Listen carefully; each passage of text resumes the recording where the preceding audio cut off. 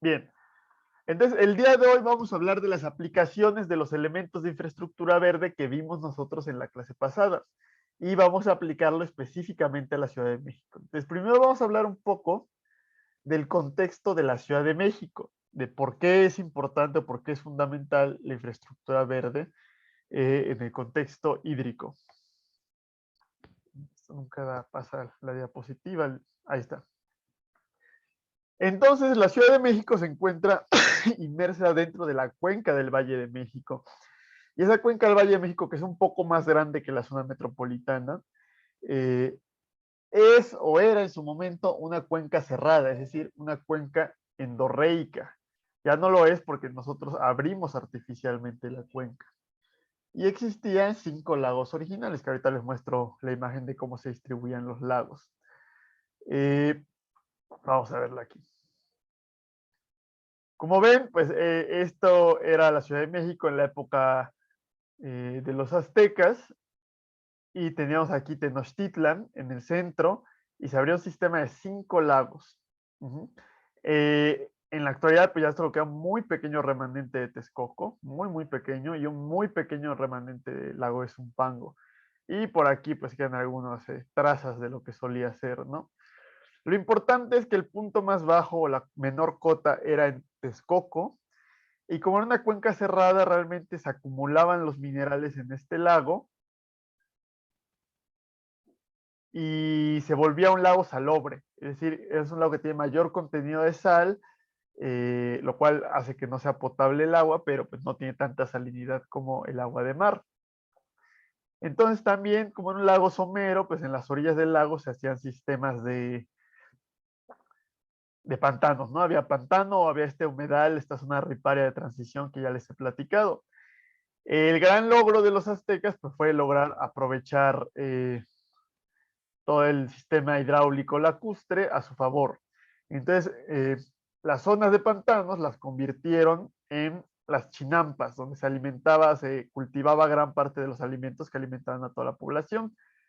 Había en toda esta parte de sierras, había manantiales y existían, ¿cómo se llama esto? Acueductos que llevaban el agua potable. También existían pues, todos estos caminos que conectaban el islote con la tierra firme. Y existe esto que se construyó que se llamaba el albarradón o el dique de Nezahualcóyotl. Entonces lo construyó Nezahualcóyotl, que fue Tlatoani de Tenochtitlan, y la idea fue evitar o controlar las inundaciones en esta región porque puede tener fuertes variaciones el agua y separar el agua salobre del agua dulce. Entonces Tenochtitlan estaba rodeado de agua dulce, lo que les permitía tener gran acceso al agua. Pues había todo un ecosistema acuático, especies marinas, peces, etcétera, pues que ya no existen. Toda la parte de montañas que rodea, pues tenía un bosque de pino encino, había toda esta transición pantanosa y también toda esta otra región del oriente y más hacia el sur es más árida. Entonces ahí era lo que existía vegetación semiárida, que es lo que le llaman la vegetación xerófita, que vamos a hablar con un poco más de detalle en la siguiente clase. Pero bueno, es la vegetación resistente a las sequías, como nopales, cactus, biznagas, etcétera, ¿no? Agaves, bla, bla, bla. Eh, y bueno, claro, o sea, era muy inestable el islote, entonces desde aquel entonces el cimentar una estructura como una pirámide era bastante complicado, después tenían que usar pilotes de madera, de árboles, ¿no? Más o menos, obviamente todo esto es como suponemos o como creemos que se veía, no tenemos mucha información al respecto, pero aquí se puede ver al barradón, se pueden ver las conexiones y cómo era una ciudad bastante grande y bastante próspera en aquel entonces, una de las ciudades más pobladas para su época a nivel mundial. Y claro, vivíamos en conjunto o en armonía con el agua, es decir, eran parte importante, eran vías de comunicación, de transporte, de ahí sacábamos el agua y entonces pues teníamos que trabajar con el agua en vez de estar trabajando contra el agua. Pero pues en la actualidad toda esta red fluvial que existía pues se ha convertido en una enorme plancha de concreto, ¿no? Es esta enorme plancha de concreto donde ya no hay agua en la superficie, donde ya no hay permeabilidad porque el suelo es de concreto y de asfalto, pues cada que llueve quiere recordar que era un lago, ¿no? Entonces pues de ahí viene gran parte de los problemas de inundaciones que tenemos. Y curiosamente, pues se inunda la ciudad, pero también tenemos escasez de agua, ¿no? Tenemos un estrés hídrico enorme, pero no es tan irónico esa contradicción porque pues todo va porque también hemos cortado ese flujo de agua hacia el subsuelo y también estamos extrayendo de más, ¿no? Entonces la huella hídrica que tiene la Ciudad de México pues es enorme. Llegando a esta parte donde ya están los españoles, pues los españoles lo primero que hacen es rasar, destruir gran parte de las construcciones que tenían los aztecas y empiezan a construir iglesias y requieren una gran cantidad de piedras, pero también requieren hacer muchas cimentaciones. Entonces requieren muchos troncos y entonces empiezan el proceso de deforestación en la cuenca. Y es importante, no viene aquí, pero antes de los aztecas estuvo Teotihuacán y Teotihuacán fue abandonado súbitamente.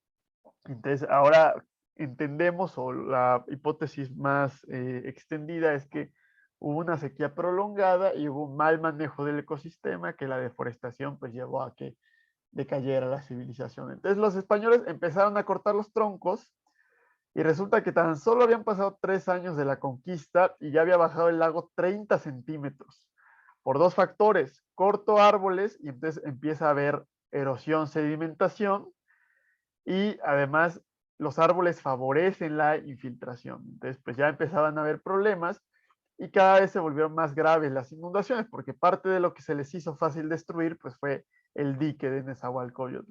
Entonces hubo una inundación muy fuerte. Fue tan grave la inundación que en el 1629 duró 3 años continuos la ciudad inundada. Durante esos 3 años se intentó reconstruir el dique, pero fracasó.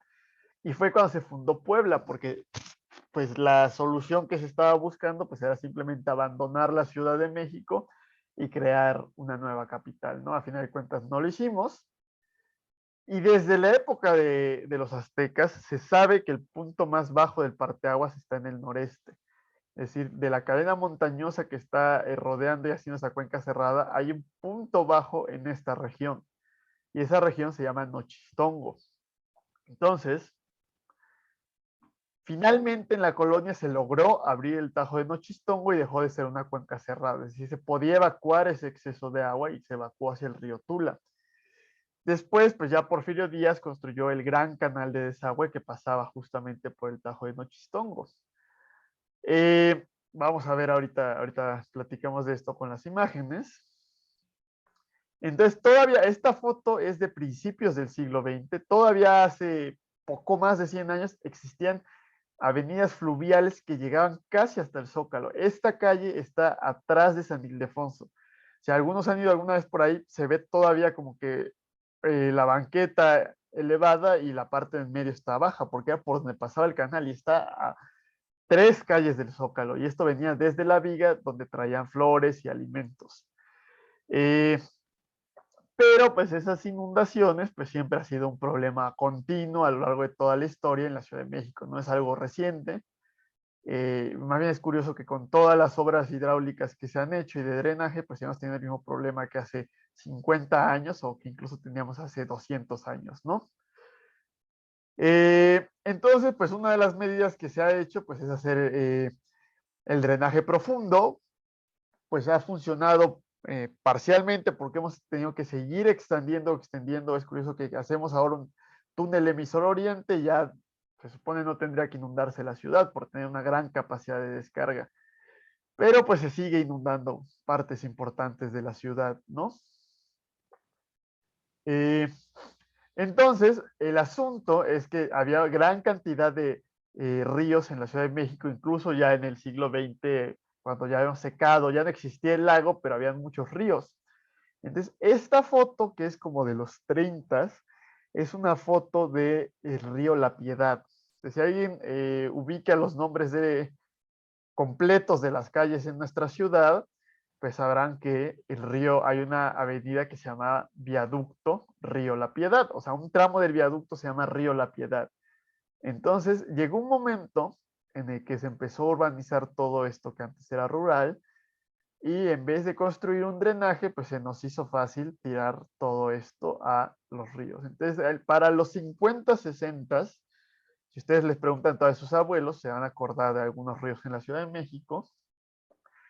Esto era un drenaje a cielo abierto, ¿no? Ya era agua totalmente, era aguas negras lo que transportaban los ríos y como no había un control adecuado eh, de la hidráulica fluvial y tampoco del drenaje y de la permeabilidad de las superficies, pues cada que llovía se inundaba y se desbordaba esto, ¿no? Pues como ven estas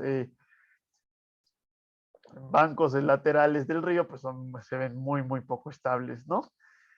Y aún así, pues se ve que es como un pequeño dique para evitar, se ven que esta casa está un poco más baja que este nivel y aún así había grandes inundaciones. Entonces, en vez de sanear el río, de construir drenaje, de hacer un sistema de drenaje que pudiera evacuar las inundaciones, de favorecer la infiltración en zonas altas, es decir, todo eso de infraestructura verde que hemos visto, pues lo más fácil fue taparlo, ¿no? Y como en los 60 fue el milagro mexicano y creció la población, y empezó a haber muchos automóviles, necesitábamos grandes avenidas, entonces, pues, qué mejor, ¿no?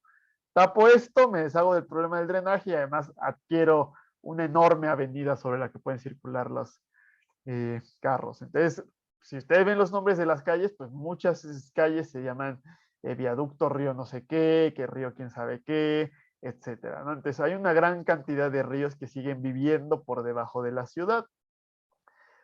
Entonces aquí podemos ver cómo se ve hoy en día este río La Piedad, pero pues claro, cada que llueve, pues quiere recordar que era un río, ¿no? Entonces, pues este entubamiento no sirve de mucho y se excede el nivel en las tormentas más fuertes y tenemos inundaciones y se hace una avenida fluvial en esta región, ¿no? Entonces, parte de eso es el problema, sobre todo en el centro del país y en el poniente, que era justamente esta zona montañosa, con terreno muy accidentado, lo que se hizo fue hacer un sistema de represas para ir justamente controlando esa escorrentía que caía de esta parte y que iba a llegar acá. El problema es que esas represas se empezaron a volver represas de aguas negras y en la actualidad pues transportan prácticamente puras aguas negras y pues se fueron asolvando, entonces pues ya no tienen la misma capacidad que tenían en la antigüedad. Entonces, más o menos, pues ese es el problema grave que tenemos en la Ciudad de México. Y pues vamos a platicar un poco de qué propuestas podemos tener para solucionar parte de este problema, combinando o haciendo que esta infraestructura gris se potencie o funcione mejor con ayuda de la infraestructura verde. Entonces, este mapa, que es el mapa de tipo de suelos de la Ciudad de México, que está en la norma de cimentaciones, bueno, realmente habla de la capacidad de carga de los suelos, pero lo podemos traducir fácilmente a la capacidad de infiltración, ¿no? La coeficiente de escurrimiento que tienen los suelos, que es lo que nos va a interesar a nosotros. Entonces, si ustedes recuerdan, hay un suelo tipo 1, que es el que tiene como estas crucecitas, tipo 2, que es el que es oscuro, y tipo 3, que es el que está en gris claro. Entonces, empezando desde el suelo tipo 3, si ustedes recuerdan el mapa que les acabo de enseñar, es justamente en donde estaba el lago con antigüedad. Entonces, es un suelo arcilloso que se depositó eh, cuando existía el lago, entonces son depósitos lacustres. Entonces, es un suelo saturado, donde el nivel del acuífero está a 1 metro y medio. Eh, Son arcillas muy compresibles, la mayoría ya están preconsolidadas, pero pues prácticamente son impermeables, ¿no? Es muy poca el agua que podemos sacar, más bien que podemos meterle. El agua la podemos sacar, pero pues cuando queremos volver a meter agua es casi imposible, ¿no? Entonces es importante saber que esta región es suelo prácticamente impermeable. Nos vamos un poco a las orillas, a la zona de transición, donde era el ecosistema ripario o donde había una variación temporal, que a veces esto era parte del lago y a veces no era parte del lago. Y ya tenemos un poco más mezclada arenas, limos, donde hay un poco más de de capacidad de infiltración. Curiosamente es esta la parte del suelo más inestable, donde hay más daños por sismos, pero bueno, o sea, también es donde hay un poco más de capacidad de infiltración. Aquí en estas dos regiones sí hay algunos lentes de arena o hay una capa ya estable que está muy compacta, tampoco tiene mucha capacidad de filtración, pero es una capa que está a 50, 60 metros, entonces es difícil alcanzarla, tenemos que hacer pozos un poco más profundos para poder llegar a esa región. Y después tenemos lo que le llaman la serranía, Lomeríos, Malpaís, etcétera, que es zona montañosa. Es la zona que nunca fue un lago, es decir, si ustedes se van a esta parte del periférico poniente, eh, ¿qué tenemos por aquí? Polanco a lo mejor, Satélite más arriba, eh, toda esta parte de Barranca del Muerto, eso nunca fue lago, siempre fue un terreno sólido, y entonces pues tiene mucha mayor resistencia el suelo, suelo rocoso, suelo de arenas un poco más sueltas. De hecho, por ahí es donde había muchas minas. En Santa Fe, pues eran minas de arena o basureros anteriormente. Y aquí es donde hay una enorme capacidad de infiltración. Todo esto es donde se puede filtrar fácilmente el suelo, pero pues como hemos hecho que esto sea impermeable, en vez de filtrarlo, lo dirigimos hacia acá de manera superficial y aquí no se puede infiltrar y aquí es donde se inunda la ciudad. Entonces, esta parte de la ciudad se inunda debido al escurrimiento de todo lo que la rodea. Entonces vamos a ver, de acuerdo con las diferentes zonas de la Ciudad de México, más o menos qué estrategias de infraestructura verde podríamos aplicar para tener una mayor resiliencia hídrica. Nada más antes de entrar en detalles, pues aquí hay otro mapa que me parece interesante, donde vamos a tener uh, el perfil topográfico de un corte de la Ciudad de México. Entonces aquí ustedes ven que está Chapultepec, por aquí está el Zócalo, nos dice que era donde estaba el Albarradón anteriormente. De hecho, hay todavía en esa justamente hay como un pedazo del Albarradón que intentaron reconstruir los españoles. Entonces hay por ahí una zona arqueológica. Bueno, sí, pues de la época de la colonia. El aeropuerto actual de la Ciudad de México, donde está actualmente el lago Naborcarrillo, donde iba a estar el nuevo aeropuerto y Texcoco, ¿no? Vemos aquí que estaba justamente el islote de Tenochtitlan, la topografía del lago antiguo en la época de los aztecas y de la colonia temprana. Vemos que el lago en el Pleistocénico subió bastante, era bastante más alto y que en la inundación del 1629 fue justamente este nivel el que alcanzó. Si ustedes van al Zócalo, van al centro, si se fijan en algunos edificios hay unas marcas, de hecho hay unas placas de metal que dicen nivel de la inundación de 1629 y va a haber otro nivel de la inundación de 1730, ¿no? Y así hay varias placas de pues, todas las inundaciones que hemos tenido a lo largo de la historia para que vean hasta qué nivel alcanzó el agua cuando se inundó esto. Empezamos a ponerle cargas que compactaban el suelo, pero principalmente a extraer agua y poco a poco pues se fue compactando y comprimiendo esa capa del subsuelo. Entonces, como ven, pues el aeropuerto de la Ciudad de México ha perdido desde 1900 pues 16 metros de profundidad, o sea, de cota, que obviamente aquí está exagerado verticalmente, pero pues 16 metros es bastante. Lo curioso, y aquí quiero que vean, es que se fijen que el punto más bajo, ya dijimos que era el lago de Texcoco. En la actualidad ya no es el punto más bajo es donde era el aeropuerto, donde es el actual aeropuerto. Este sigue siendo el segundo punto más bajo. ¿Por qué ya no es el punto más bajo? Pues porque aquí hay más población, entonces hemos extraído más agua y es probable que aquí haya pues algunos bancos de arena que sean un poco más estables, ¿no? Lo importante de esto es que, pues justamente como es el punto más bajo, son puntos más bajos, son los más propensos a inundaciones y aparte hay un lago por ahí. Entonces, pues queríamos construir un aeropuerto en el punto con mayor hundimiento, con mayor era más propenso a inundaciones y donde había un lago que íbamos a secar y vamos a ver que el lago es bastante importante. Y tuvimos la maravillosa idea de cambiar del lugar donde había un lago, a cambiar, y donde queda, lo único que queda de este lago, a cambiar al lugar donde había otro lago y también queda un pequeño reducto del lago. Y es lo mismo, ¿no? Aquí si vemos este era un corte más o menos así, ¿no? Pero si vemos un corte vertical o sur-norte, podemos ver que también este es de las cotas más bajas, Vamos a ver aquí en el mapa geotécnico, pues no cortan ahí, ¿no? Pues dicen como que el Estado de México hace su propio mapa, aunque sea zona metropolitana, pero pues continúa y sigue teniendo esta misma forma, ¿no? Entonces es el mismo terreno compactado, muy compresible, muy inestable, propenso a inundaciones. Zumpango, Texcoco y Chalco, pues son los lugares que se inundan a cada rato, ¿no? Y hay un lago también donde van aves migratorias, entonces pues vamos a tener que secar parte de ese lago. Entonces, de cambiar del peor lugar posible para construir un aeropuerto, pues cambiamos al segundo lugar, peor lugar posible, ¿no? Entonces, los dos lugares están terriblemente mal para construir un aeropuerto, pero bueno, después de ese pequeño paréntesis, continuamos. Entonces, no tengan alguna duda o comentario de la historia hídrica y de la situación hídrica actual de la Ciudad de México, antes de que pasemos a hablar un poco ya de detalles de cómo podríamos entender y solucionar un poco esta situación.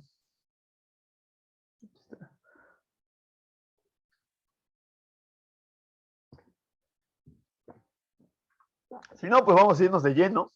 Quiero que recuerden este mapa. Supongo que ya lo han de conocer o ubicar más o menos qué regiones son firmes y cuáles no. O sea, todos los que son de aquí de la Ciudad de México, pero la mayoría pues ya han vivido 5 años aquí y que recuerden más o menos cómo es esta situación.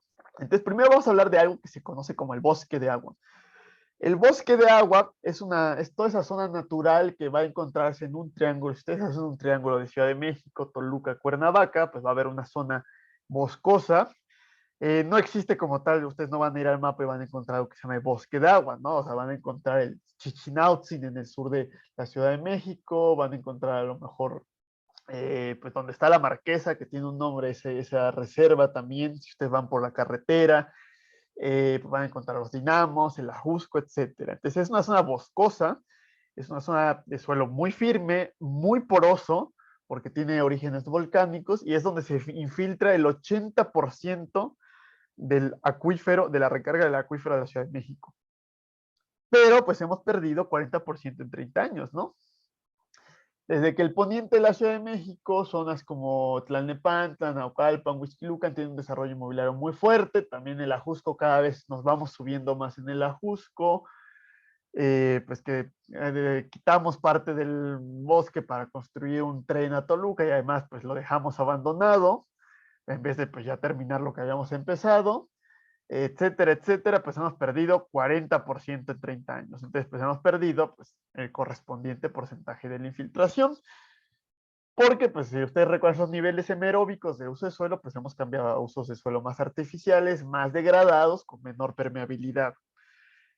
Esto que además sucede lo mismo que ya les había comentado de los españoles, pues hay mayor erosión, hay menor calidad en la filtración del suelo, debido a que hay menor cubierta boscosa.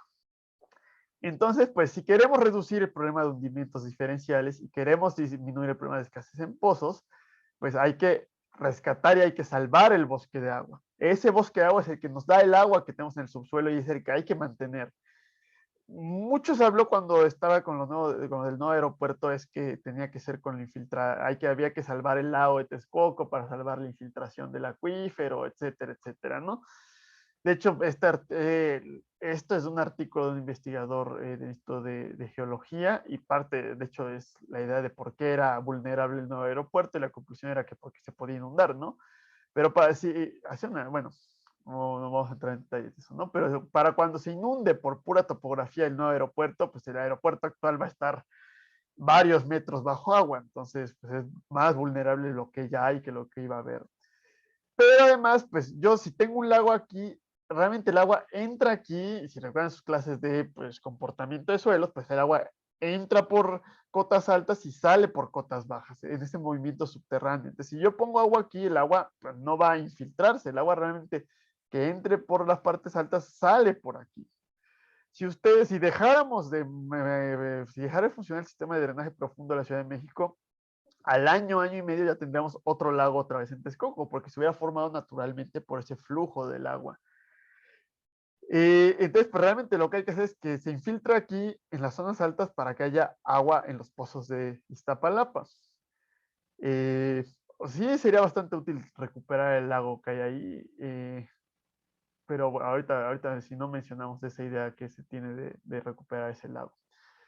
Eh, entonces, pues hay que cuidarlo. Aparte en ese bosque de agua tenemos pues de los pocos ríos vivos que hay bueno, de ríos a cielo abierto que hay en la zona metropolitana. El que está dentro de la Ciudad de México, el único que queda es el río Magdalena, pero si ustedes han ido, supongo que en abastecimiento de agua los llevaron a la visita con esta cosa, a la planta de potabilización del río Magdalena, o si han ido alguna vez a los dinamos, pues ven ahí el río, ¿no? Pero si han ido a correr a los viveros en Coyoacán, pues van a ver que ya cuando llega ahí ya está totalmente contaminado, ¿no? Si nos vamos más al sur y al poniente, en Álvaro Obregón, Huixquilucan, Naucalpan, pues hay muchos escurrimientos permanentes, pero la gran mayoría ya están muy contaminados. Está el río Hondo, que pasa por todo Naucalpan, llega hasta este vaso regulador El Cristo, al río de los Remedios, pero pues está extremadamente contaminado y también se sigue inundando y por eso, pues por el metro Cuatro Caminos, pues quieren entubarlo, creo que está entubando algunas partes, ¿no? Seguimos teniendo la misma sistema de administración de 1950 y las mismas soluciones que nos han llevado a los problemas que tenemos en la actualidad. Entonces, pues es muy importante tener en cuenta ese bosque de agua y buscar preservarlo. Por otro lado, ¿qué tipo de estrategias de infraestructura verde podríamos llegar a aplicar en el poniente de la ciudad? Es decir, en esta región que también está bastante poblada, Álvaro Obregón, Miguel Hidalgo, Coajimalpa, Magdalena Contreras, Naucalpan, Tlalnepantla, Huixquilucan, etcétera, ¿no? Nunca fue parte del lago, siempre fue terreno sólido y es terreno firme. Aquí les puse terreno tipo 3, ¿no? Pero realmente es terreno tipo 1, que es terreno rocoso, arenoso y muy, muy, muy permeable. Entonces, ahí el objetivo es favorecer la máxima infiltración de la escorrentía urbana.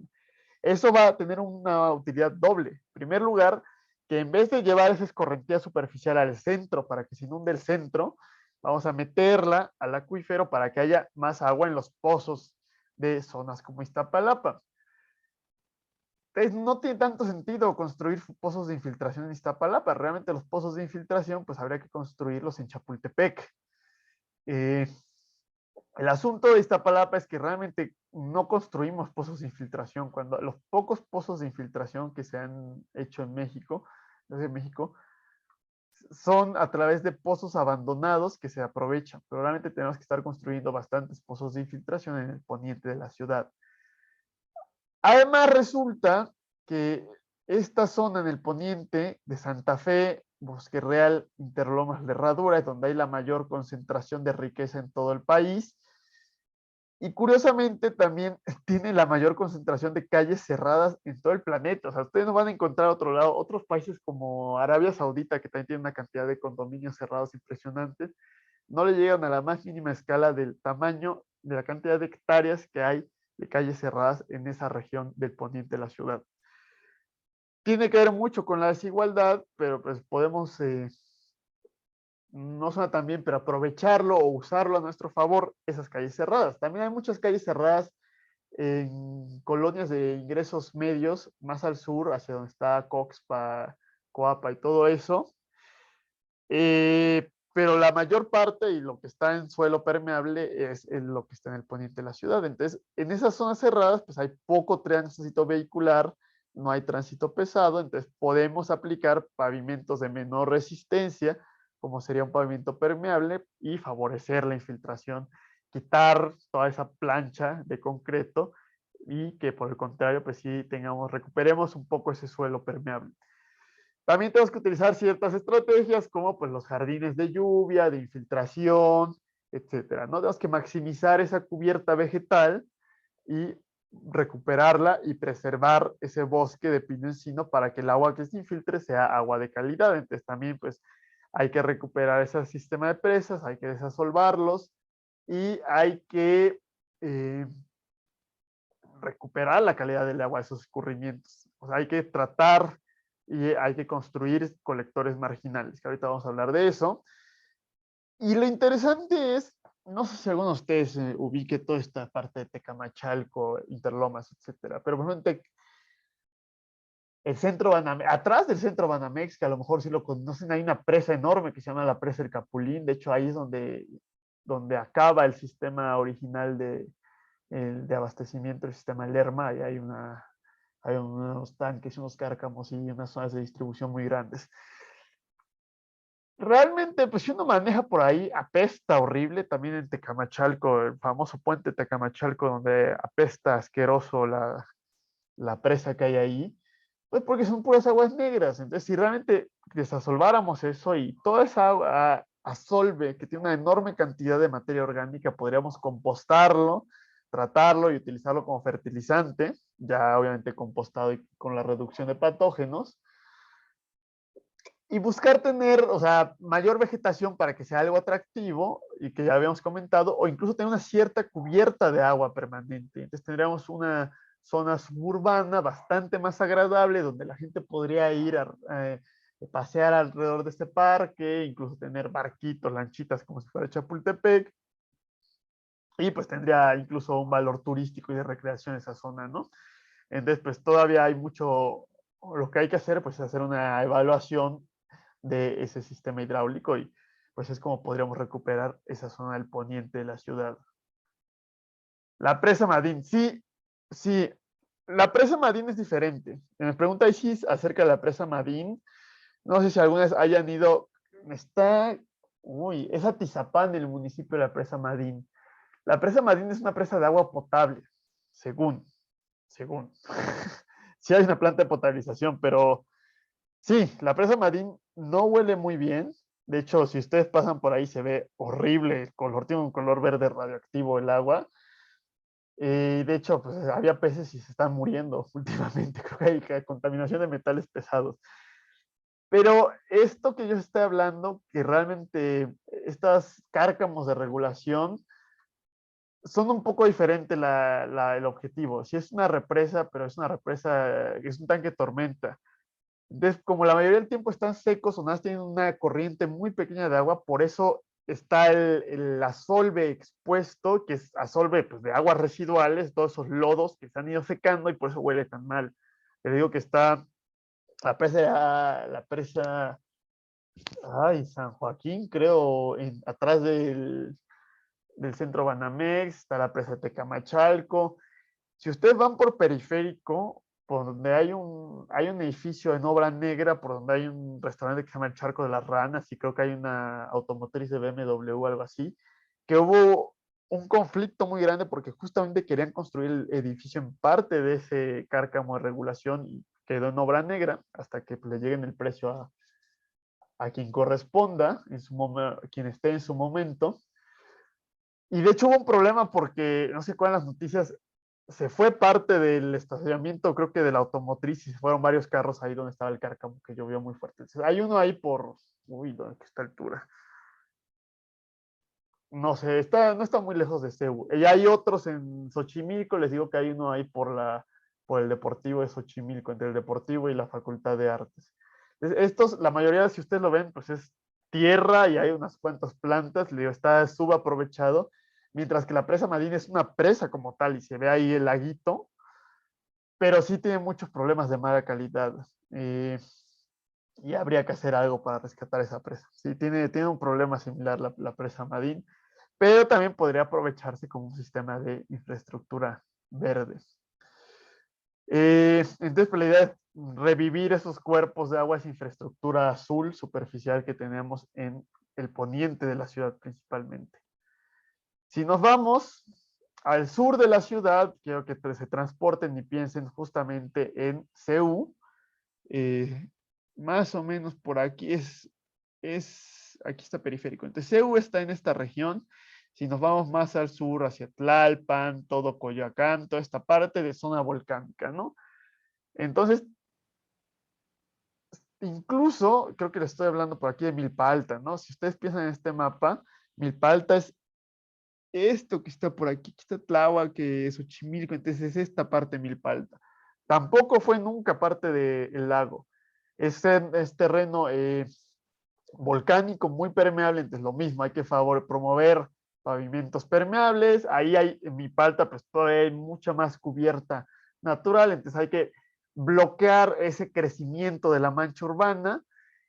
Y aquí, más que tener bosques de pino encino, tenemos esa, pues por algo es la nopalera en Milpalta, ¿no? Donde se cultiva la mayor cantidad de nopales en todo el planeta, porque pues es más cactáceas, ¿no? Más plantas xerófitas.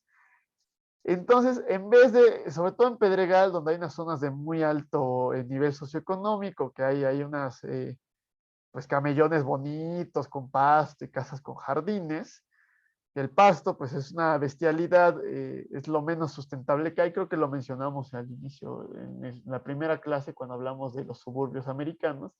Consume demasiada agua, no favorece la biodiversidad.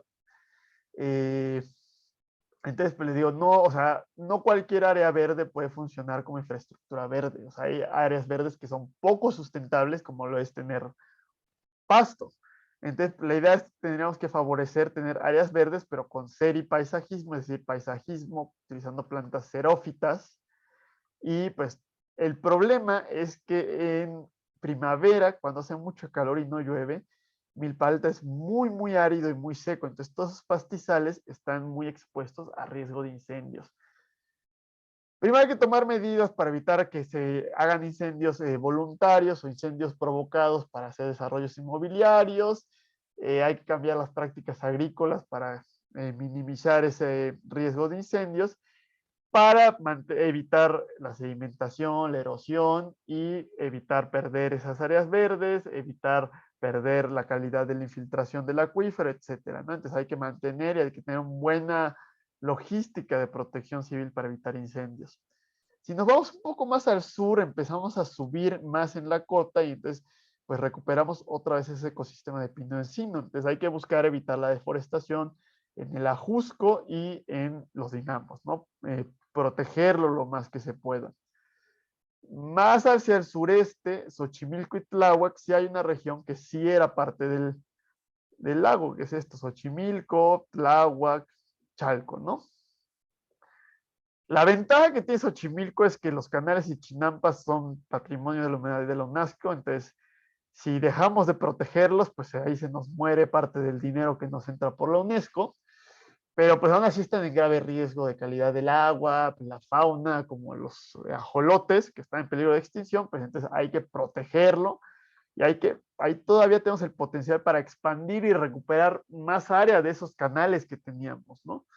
Y tener una mejor administración de esa infraestructura azul, porque sobre todo en Tláhuac, pues hemos perdido gran cantidad de canales y de cuerpos de agua por presiones del desarrollo. Y aparte están los cárcamos de regulación, que ya les había mencionado yo un poco que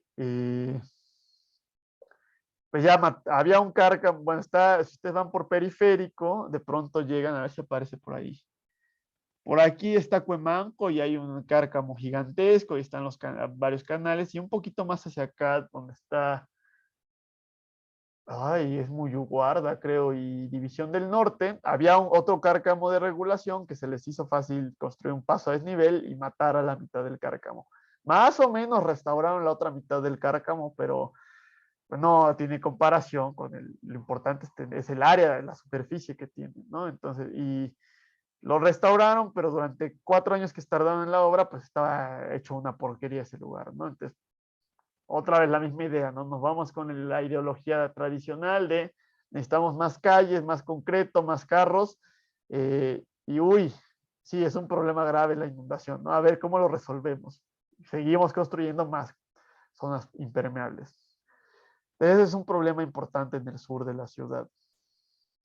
En el centro de la ciudad, ahí sí es totalmente la zona que era lago, ¿no? No hay forma de permitir esa infiltración del agua, salvo que perforemos 50 metros y lleguemos a los lentes de arena. Ahí es donde tenemos ese problema de hundimiento diferencial, donde las estructuras se ven afectadas, vialidades y sobre todo el sistema sanitario, ¿no? Entonces ahí cuando ustedes tengan que diseñar sistema sanitario para una parte de la Ciudad de México, el problema es que el hundimiento no es constante en toda la ciudad. Hay unas regiones donde se hunde más y otras donde se hunde menos. Entonces, si tuviera una pendiente así y se hunde todo igual, pues se mantiene la pendiente. Pero si hay una parte que se hunde más que otra, incluso se puede llegar a invertir la pendiente, ¿no? Entonces, en el diseño de esa infraestructura hay que tomar en cuenta las diferencias en las velocidades de hundimiento. Eh, entonces, pues eso es bastante, a ver, ¿dónde estoy? Aquí, bastante grave, ¿no? Además, pues es donde se inunda, donde hay riesgo de inundaciones. Construimos el emisor oriente porque nos dimos cuenta que el emisor central estaba dañado y que si fallaba el emisor central iba a haber una inundación como de 3 metros en el centro histórico. Entonces, por eso pues fue bastante urgente. Era bastante urgente construirlo, pero ya como que en la construcción se les olvidó la urgencia esta vez, se tardaron bastante más. Entonces, aquí pues no tiene sentido poner pavimentos permeables en la del centro de la ciudad, porque pues, pongo el pavimento permeable, pero el suelo de abajo es arcilla y no va a permitir que se filtre el agua. Entonces, vimos que otro tipo de infraestructura verde u otros elementos de infraestructura verde nos ayudaban a retener cierto volumen de agua y a ralentizar el flujo de agua. Entonces aquí debemos tener mayor cubierta vegetal, más árboles, tener tanques de tormenta, los biosuels que van moviendo de un lado a otro el agua de lluvia, pero la van alentando ese movimiento del agua para que el hidrograma pico no sea tan fuerte, y todo eso es para evitar que se sobrepase el sistema de drenaje. Aquí no va a haber manera de evitar inundaciones favoreciendo la infiltración. Solo eso lo podemos hacer, favorecer infiltración en esta región para que no llevemos agua y no inundemos aquí. Pero ya cuando el agua está aquí, el agua que cae aquí no la podemos infiltrar. Solo podemos retenerla en tanques y hacer que se mueva más lentamente. Entonces, pues aquí van a ser útiles los azoteas verdes, que vamos a hablar dentro de 2 clases de ellas, los estanques de retención en azoteas, etcétera, ¿no? Entonces, pues aquí hay bastante desarrollo y aquí es donde podemos obligar que los edificios pues tuvieran esos tanques de tormenta. Vamos a hablar ahorita de la recuperación de los ríos de la ciudad. Realmente esos ríos no están muertos, siguen vivos, pero debajo de nosotros hay todo un sistema de circulación. La mayoría son ahora sistemas de drenaje, pero podríamos recuperar los ríos de la ciudad. Y algunos de ustedes me podrían decir, bueno, si esta inundación se causaba porque el río estaba a cielo abierto, ¿cómo podríamos, por qué el destapar los ríos podría hacer que hubiera menor riesgo de inundaciones? Que es lo mismo que decíamos la clase pasada. ¿Por qué en una ciudad donde pasa un río por en medio, cómo podríamos hacerle para evitar esas inundaciones? Parte de eso, pues es justamente, ya dijimos, ¿no? O sea, que en las partes altas haya más infiltración, haya retención con tanques de tormenta, pero también pues hay que diseñar el río de tal manera que mantenga cierta cubierta natural, pero también pueda resistir una gran avenida hidráulica. Ok. Vámonos ahora a la otra parte de la ciudad, el oriente y el norte. Entonces vamos a ver el mapa aquí. Pensemos pues todo esto, Texcoco, donde está el aeropuerto, donde está el nuevo aeropuerto, Mesa, Iztapalapa, Iztacalco, la Venustiano Carranza, etcétera, etcétera. No, sigue siendo lago, es la zona donde tenemos las cotas más bajas, entonces no podemos favorecer la infiltración. Eh, Aquí hay algo curioso que si recuerdan que les mostré yo en la clase que vimos el clima, el mesoclima de la Ciudad de México, vimos que teníamos mayores temperaturas en esta región y menor precipitación, es decir, el gradiente de precipitación se iba hacia el sur. Esta es una zona árida, bastante árida, es una zona donde hay pues menores niveles socioeconómicos y también por eso el gobierno invierte menos en esta zona, ¿no? Donde más debería invertir, pues es donde menos invierte para mejorar la calidad de vida de estas personas. Justamente nos faltan muchas áreas verdes, o sea, uno puede calcular qué porcentaje de la ciudad corresponde a áreas verdes o a qué distancia tiene la gente un parque, por ejemplo, y la peor situación se encuentra aquí. Aquí es donde están las colonias, donde no hay un solo árbol, donde hay pocos parques. Por aquí está Aragón, pero pues ya si nos vamos más para acá no hay mucho realmente. Y pues justamente eso pues hace que haya más calor, que sea más fuerte el efecto de la isla de calor urbana. Y como es muy árido y es muy seco y no hay cubierta vegetal, pues entonces cuando llega el viento levanta el polvo y se generan estas tolvaneras, ¿no? Aquí podemos tener como mini tormentas de arena que empeoran mucho la calidad del aire. Justamente esa fue parte de la motivación que hizo que el ingeniero Nabor Carrillo hiciera ese lago. Era para mejorar, o sea, que la evaporación ayudara a mejorar, regular el clima aquí y que también redujera, pues, justamente ese riesgo de tolvaneras que hay. Entonces, pues deberíamos continuar con ese proyecto y favorecer más lagos aquí, a lo mejor no hacer un megalago, pero tener varios pequeños lagos, varios cuerpos de agua o ríos descubiertos aquí, hacer más parques, más áreas verdes y todo dentro del contexto de la infraestructura verde, ¿no? Entonces, favorecer la ralentización de las avenidas hidráulicas. Había antes en Iztapalapa, alguna vez vi las imágenes, pero ya no las guardé y la verdad no me acuerdo dónde se llama ese lugar.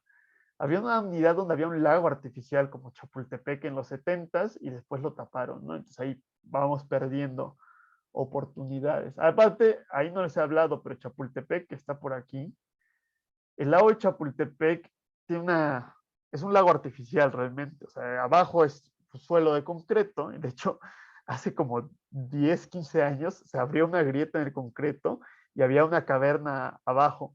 Entonces, pues se fue todo el agua, incluso los peces se fueron ahí por la grieta y se vació el lago de Chapultepec. Pues puede parecer chistoso o puede parecer malo el que haya pasado eso, pero entonces, ¿qué tal si en vez de tener una cubierta de concreto en Chapultepec, pues tuviéramos una cubierta de tierra, una cubierta natural como un lago normal? Y entonces, pues sí, estaría bajando constantemente el nivel del lago de Chapultepec y tendríamos que estarle metiendo más agua, pero pues podemos meterle agua de plantas de tratamiento, como sucede en Xochimilco. No sé, a lo mejor también los llevaron a la planta de tratamiento de Cerro de la Estrella, que es la que mantiene el nivel de las aguas en Xochimilco. Si no existiera eso, ya se hubiera secado Xochimilco hace mucho tiempo. Tiene muchos problemas esa planta de tratamiento, ¿no? Pero algo bueno hace por ahí, ¿no? Entonces, algo así podríamos hacer nosotros en esta parte de Chapultepec y favorecer esa infiltración en el lago. Entonces, en el oriente, ya hablamos de, pues hace mucha falta de áreas verdes, es árida, hay tolvaneras, pues, habría que favorecer cubierta vegetal, pero no vamos a poner un bosque con pinos o con encinos, hay que poner especies xerófitas, especies semiáridas. Ya hablamos de estanques, lagos artificiales, regulación de temperatura, enfriamiento evaporativo, captación pluvial, eso sí es fundamental, es la zona que más escasez de agua tiene, entonces pues podremos recuperarlo con la captación pluvial. Entonces en vez de que esa agua se vaya a inundar la calle, pues la estamos aprovechando en nuestras casas. Por ahí va más o menos. Hay un proyecto de la Ciudad de México donde han pagado a las personas, te pagan un sistema de captación pluvial, te dan capacitación para que lo sepas utilizar, etcétera. Tiene sus defectos, realmente a mí me han contado que pues no sale el agua con la mejor calidad, tendrían que controlar las expectativas de las personas e invertir un poco más en ciertos filtros para tratarla un poco más y que pueda tener usos más amplios, ¿no? Ya hemos comentado que yo puedo tratar el agua pluvial tanto como quiera. Entonces, pues había que ahí todavía mejorar un poco ese proyecto que se está llevando a cabo en Iztapalapa. Pero no solamente favorecer la infiltración en casas, porque las casas son terrenos pequeños. Podríamos hacer un proyecto de captación pluvial en la central de abastos o un proyecto de captación pluvial en el autódromo. Hay un proyecto de una plaza parque que se va a construir, ¿no? Con el nuevo estadio del Cruz Azul, pues tendremos que tener captación pluvial, tanques de tormenta, etcétera. Todas estas plazas que se están construyendo en todo el centro de la ciudad deben estar obligadas a tener sistemas de tratamiento de aguas residuales, de reutilización, tanques de tormenta, etcétera, etcétera, captación pluvial.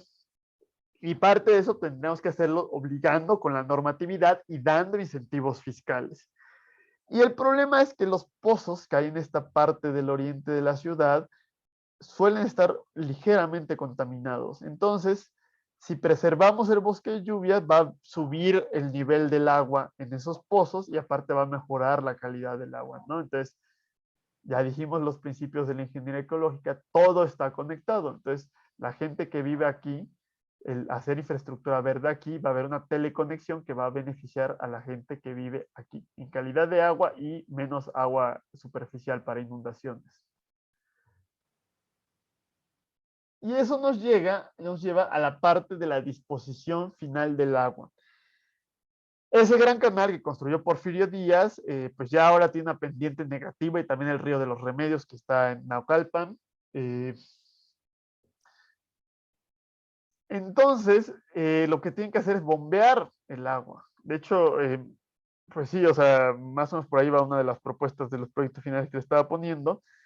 Entonces, requerimos energía para sacar el agua residual. Y ahí el riesgo que si nos quedamos en un apagón en la Ciudad de México, eh, pues se puede inundar la ciudad de aguas residuales.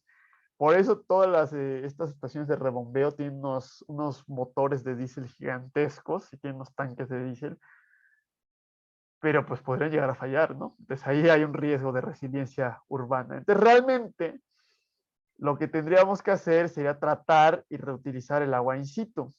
Eh, a ver, vamos a hablar de eso por aquí. Primero vamos a hablar un poco acerca de el lago de Texcoco, que se supone se canceló el aeropuerto y se prometió que se iba a recuperar un parque ecológico que iba a ser el aeropuerto. Muchos de los argumentos para cancelar el aeropuerto era recuperar el lago, pero pues no sé si ustedes han ido a Texcoco, no hay un lago. Está esto, el Nabor Carrillo, ¿no? Hay unas plantas de tratamiento ahí, estanques de retención, y este caracol, ¿no? Pero no hay realmente ya un lago, y se nos ha dicho que se iba a recuperar. Ese proyecto hoy día, que ya pasaron 4 años, pues lleva un 5% de avance, y el proyecto ejecutivo realmente no cubre todo el terreno de lo que era el nuevo aeropuerto, ¿no? Entonces, por ahí, pues habría, o sea, si ya no vamos a utilizar este terreno, pues a mí me preocupa que vayan a querer hacer unos desarrollos urbanos ahí, ¿no? Pero bueno, lo ideal sería que realmente avanzara el recuperar esa infraestructura azul. Y luego, la idea del manejo de las aguas residuales en México, pues es mandar todo rápidamente por unos colectores y llevarlo a la planta de tratamiento de aguas residuales de Atotonilco, que es por alguna razón tenemos cierta obsesión por ganar premios récords en la Ciudad de México, entonces sacamos el Guinness de la planta de tratamiento de aguas residuales más grande del mundo, que no funciona, hoy todavía no logra funcionar al 100% de capacidad. Y yéndonos un poco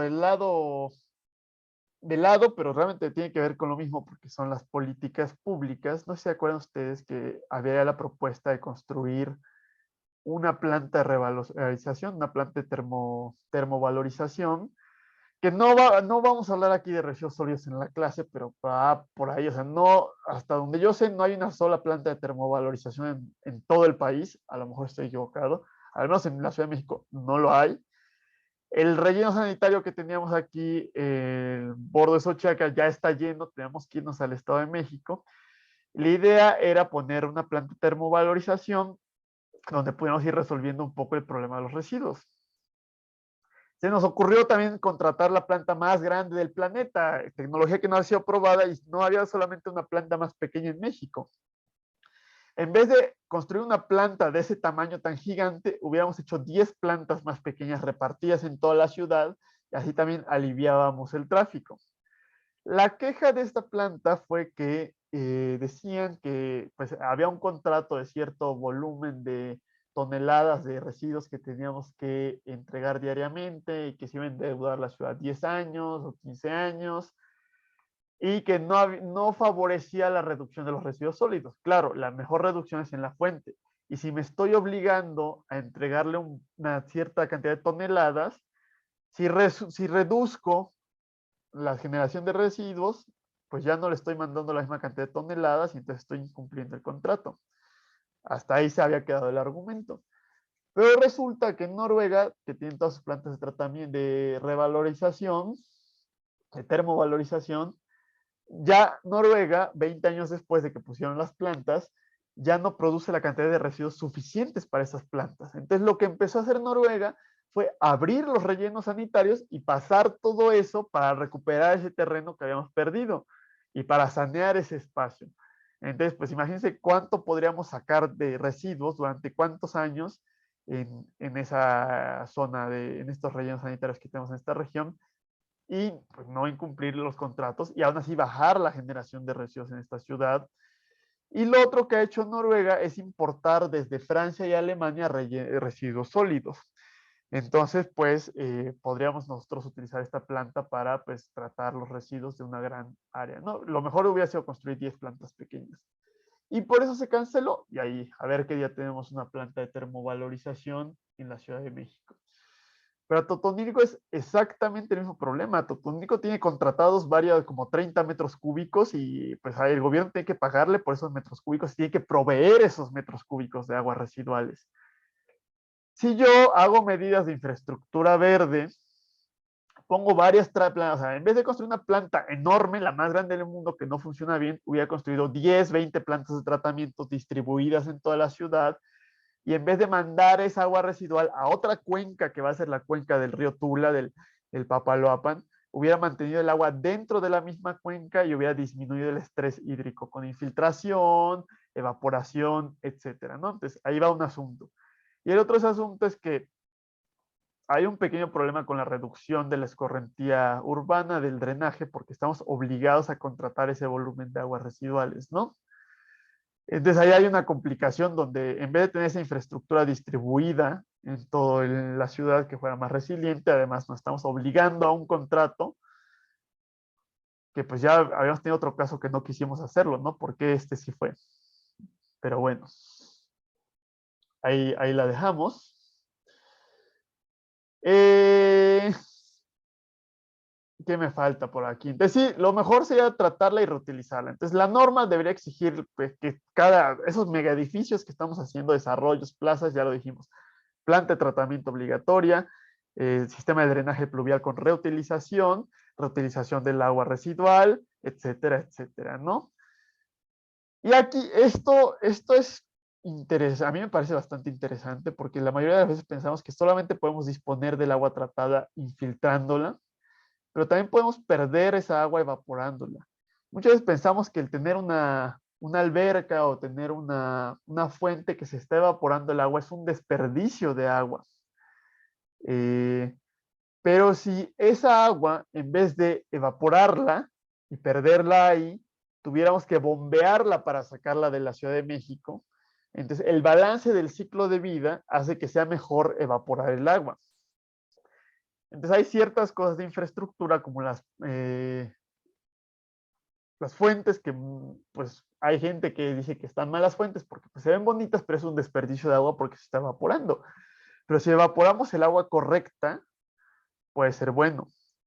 Y también en los muros verdes que vamos a hablar que no son tan sustentables a veces porque requieren enormes cantidades de agua porque se evaporan muy fácilmente, pero si evaporáramos agua tratada, que si no se hubiera tratado, ahí estamos comparando con un análisis de ciclo de vida, si no lo hubiéramos tratado, hubiéramos tenido que bombearla para sacarla de la ciudad.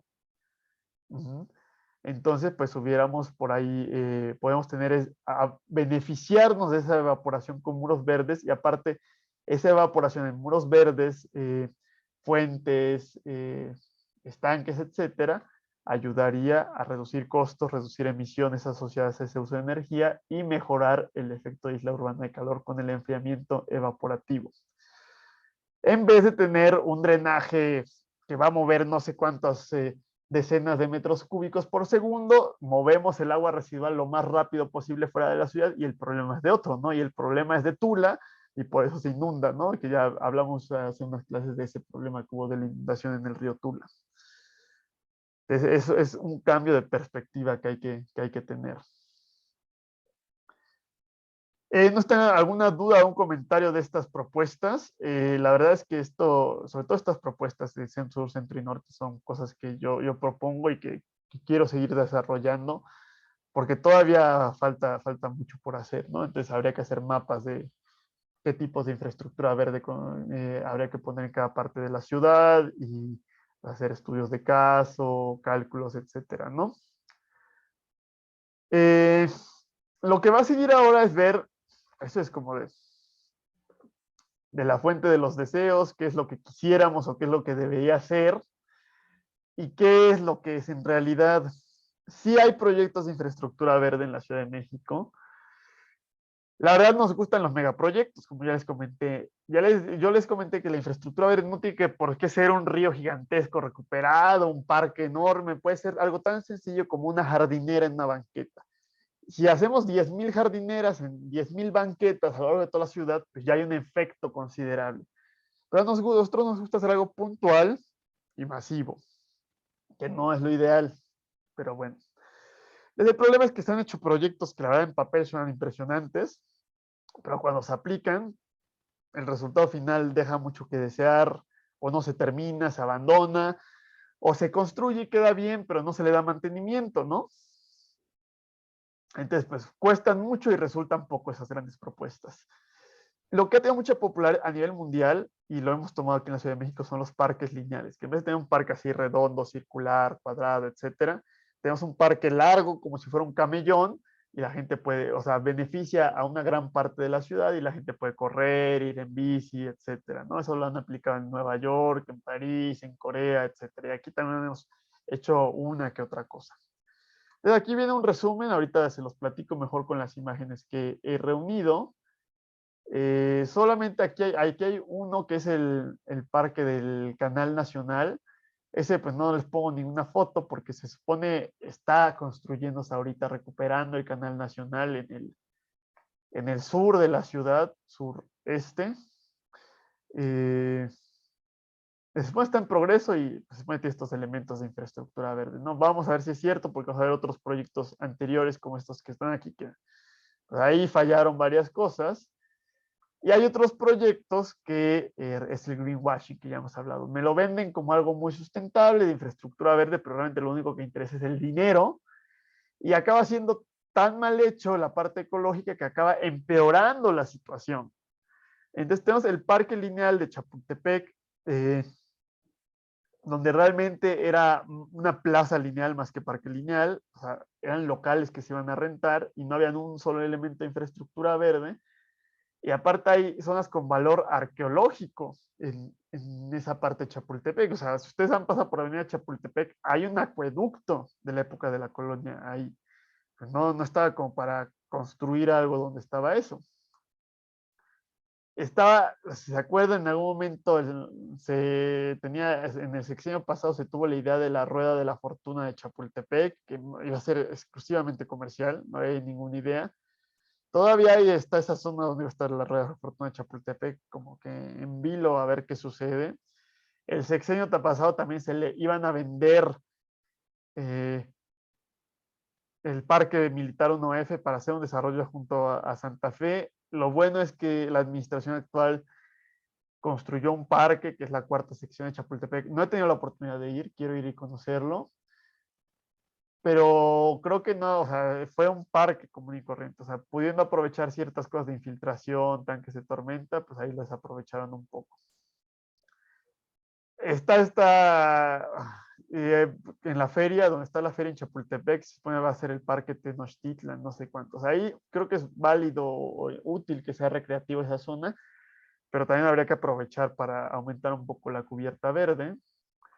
Está la idea del parque lineal Miscuac, ese paso a desnivel que costó no sé cuántos miles de millones de pesos y se supone que es un parque muy bonito arriba, pero realmente se talaron 3,000 árboles para construirlo y lo que pusieron arriba, pues o sea, 3,000 árboles que llevan décadas creciendo contra 3,000 árboles de 3, 4, ni siquiera plantaron 3,000 árboles arriba, o sea, pusieron unos cuantos y son 3, 4 años de edad que tienen los árboles. Entonces no tienen esa biomasa, no han captado esa cantidad de CO2.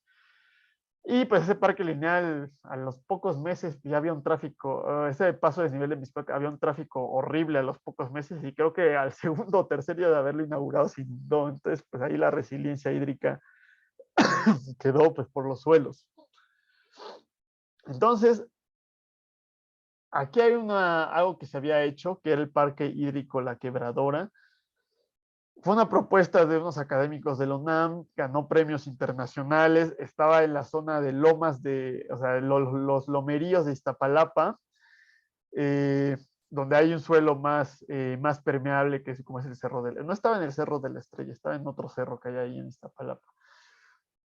Entonces, esta zona que tiene gran escasez de agua, la idea era tener un megaproyecto de captación pluvial con tanques de tormenta gigantescos, algunos lagunitas, y obviamente, pues, parques para hacer, zonas para hacer ejercicio, recreación, para pasearse, etcétera.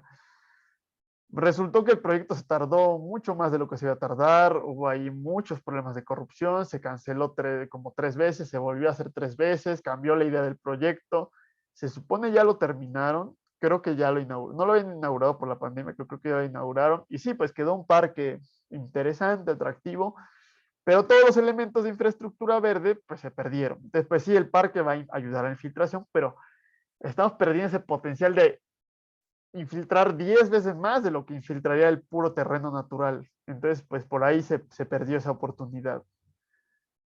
Está el ecoducto. Esto es una dilución del proyecto original que iba sobre el viaducto. Ahorita les muestro el proyecto original.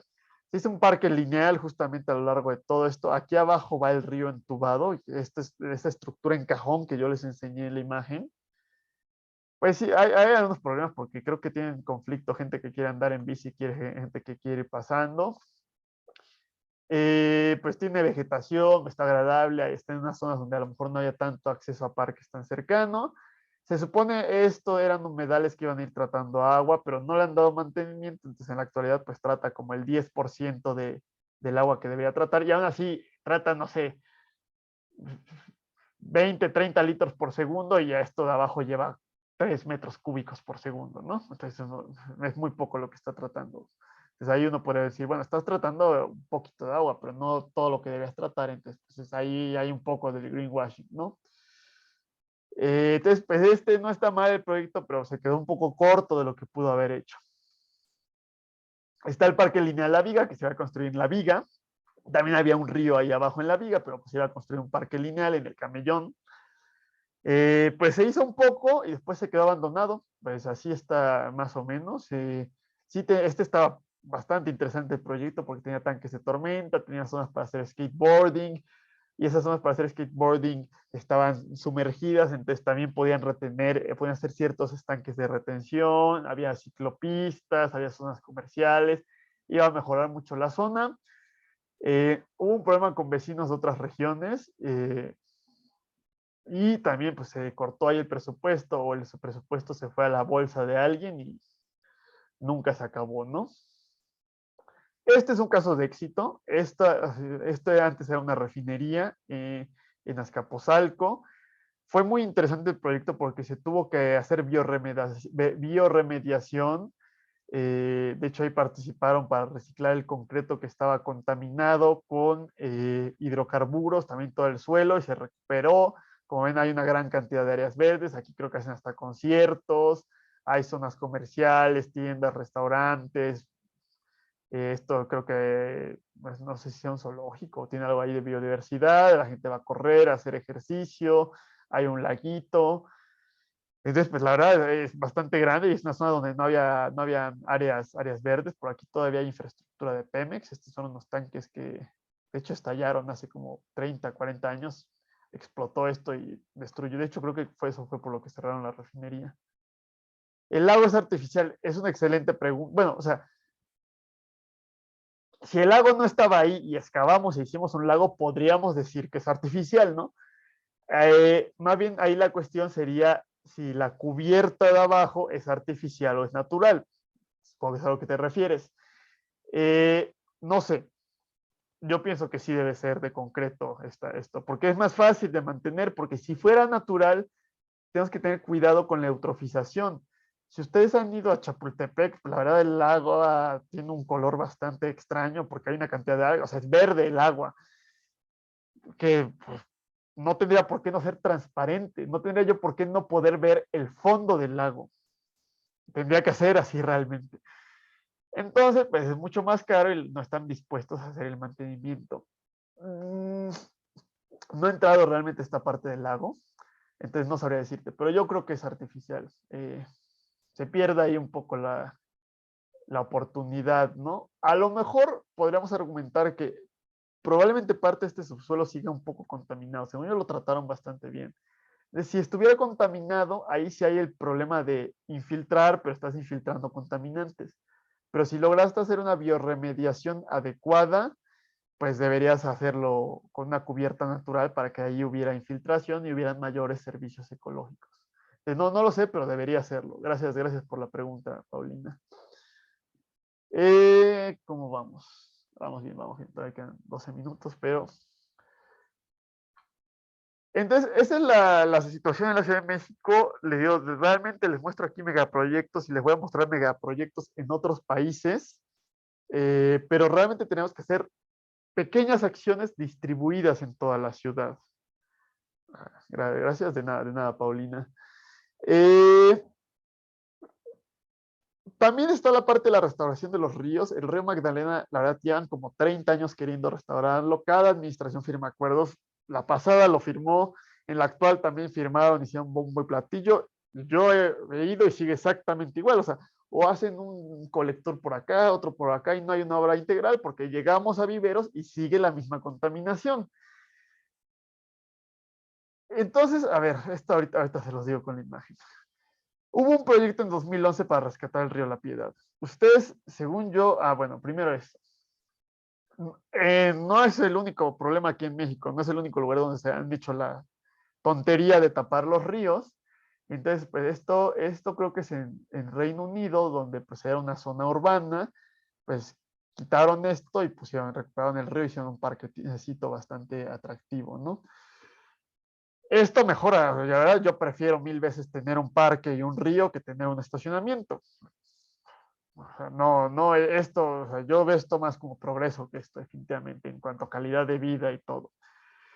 Incluso en zonas rurales a veces han hecho drenajes tapados, entonces también hay la posibilidad de en una zona rural mejorar esto y la verdad, esto tiene mucha más biodiversidad y ofrece más servicios ecológicos que este prado común y corriente, ¿no?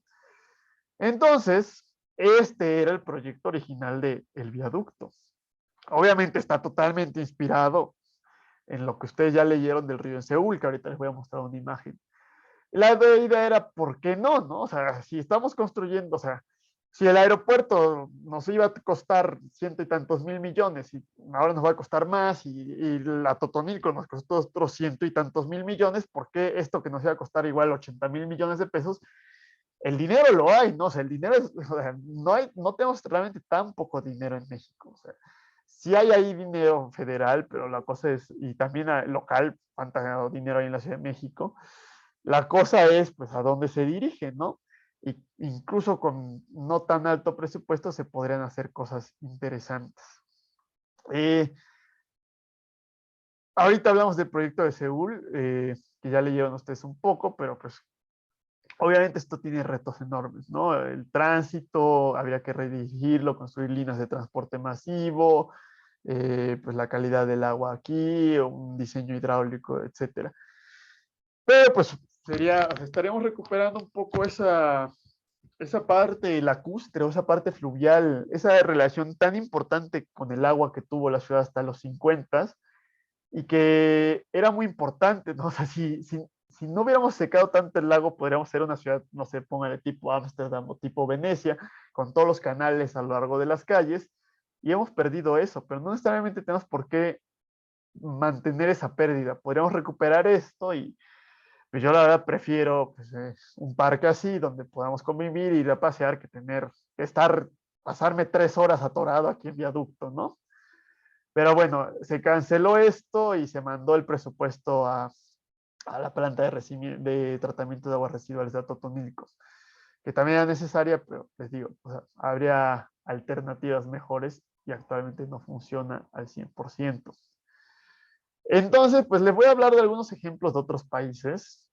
Claro que hay que tener en cuenta que son países que tienen mucho más dinero, que tienen menos gente, etcétera, pero no quiere decir que no se pueda hacer algo aunque sea a lo mejor a una escala un poco más pequeña en nuestro país, ¿no? O sea, no hay que negarnos a decir, bueno, es que en Europa lo hacen porque son ricos, aquí no se puede hacer.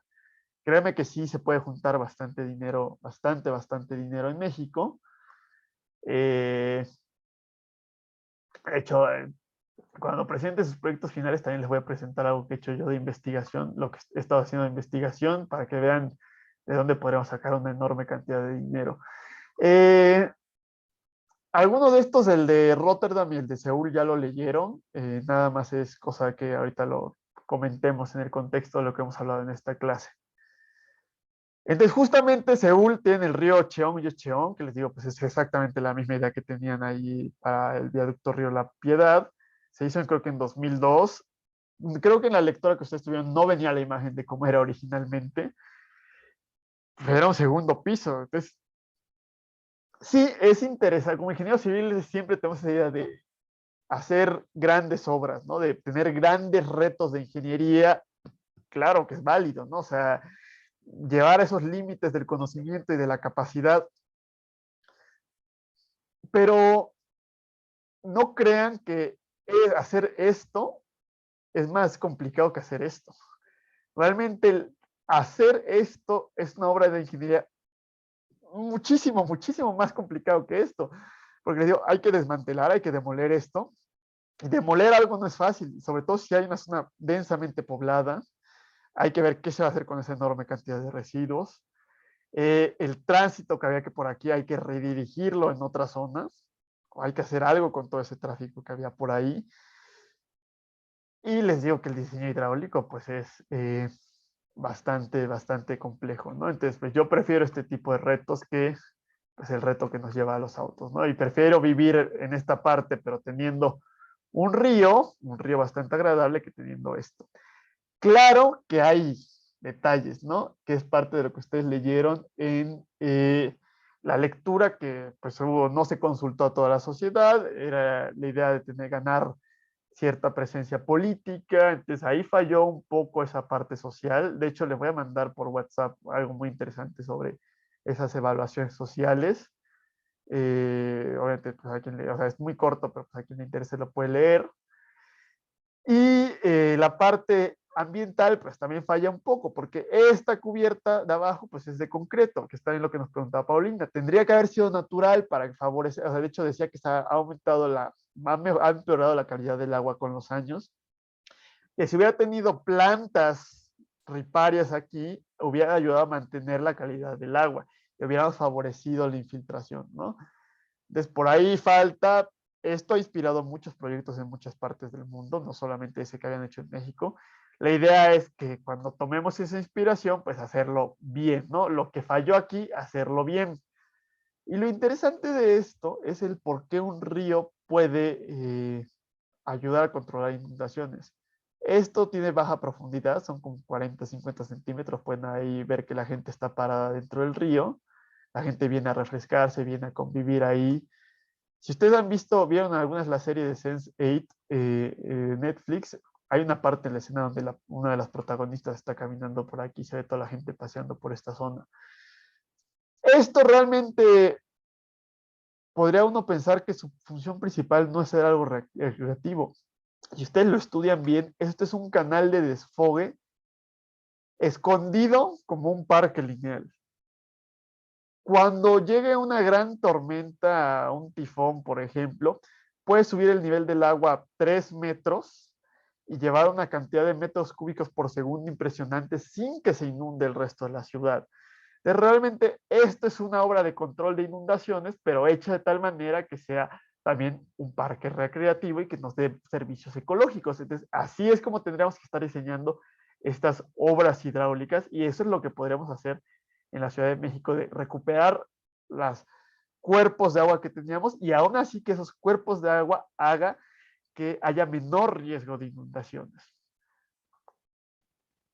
Está el ejemplo de Rotterdam, que ustedes también ya leyeron. Aquí hay otras imágenes donde tienen pues un parque que está a una menor cota, donde puede haber recreación, deportes, etcétera, y pues cuando llueve se inunda, y entonces esa inundación hace que el gasto pico del hidrograma sea más pequeño y que esto se vaya yendo al drenaje o infiltrando poco a poco para que al día siguiente pues ya no esté inundado, ¿no? Ya se pueda volver a utilizar esto. Entonces, pues podríamos hacer esto en la Ciudad de México. Una opción, por ejemplo, incluso sería a lo mejor con el Parque Hundido, que como el Parque Hundido era una fábrica de ladrillos, entonces por eso se compactó y se hundió. y por eso está una menor cota, ¿no? Entonces sería interesante pues, ver este tipo de proyectos en la Ciudad de México. Este también me parece espectacular, ya que nos queda muy poco tiempo. Utrecht, que está en los Países Bajos, tenía pues una zona suburbana ruidosa, con tráfico, tenía un periférico, una vía rápida con un paso a desnivel, que en los 50, 40 también era un río, también cometieron el terrible error de taparlo, ¿no? No somos los únicos que hicimos esas tonterías, pero pues ellos sí tuvieron eh, pues la buena idea de destaparlo, de hacer el nuevo río. Aquí se desperdicia un poco porque obviamente el fondo no es un fondo natural, eh, pero bueno, también construyeron un estacionamiento. Obviamente ahí la parte estructural está complicada, ¿no? Para cargar toda esa agua, pero ellos lo que tienen es poco espacio, entonces necesitaban ese estacionamiento. Yo hubiera hecho a lo mejor una línea de transporte público, ¿no? Si querías tener algo artificial ahí abajo. Pero pues recuperaron eso, hicieron un río y entonces se convirtió en una zona ruidosa de suburbio en una zona bastante apacible. Entonces, como ven, pues a quién le gustaría vivir en esta parte con el ruido y ahora pues todo el mundo quiere vivir aquí, en una zona rural, con medio así de campiña, donde pueda andar en mi bicicleta, donde no hay contaminación, etcétera, ¿no? Ahí hay un problema donde puede haber el riesgo de gentrificación, hay que tener cuidado, pero pues sí uno puede pensar que el costo de esto es muy, muy alto, pero en realidad lo que está pasando es que el predial aquí va a subir bastante porque sube mucho el valor, entonces los ingresos por impuestos prediales que recibe el gobierno son muy altos y eso se pueden utilizar para financiar, o suben mucho y se pueden utilizar para recuperar la inversión de este tipo de obras. Y también pues puede ser interesante para los privados el invertir en el proyecto porque van a ganar, o sea, esto va a subir de valor, entonces pues puede ser ahí una buena idea. Y ya nada, me faltaron varias cosas. Bueno, Ámsterdam se convirtió en una ciudad ciclista, si no, en la siguiente clase les hablo un poco más de eso.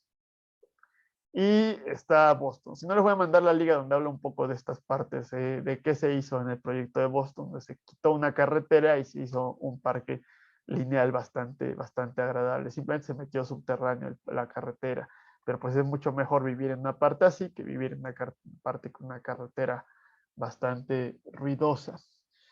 Y pues ya ahí le dejamos porque ya se nos acabó el tiempo de, como le tengo, caray, ¿dónde?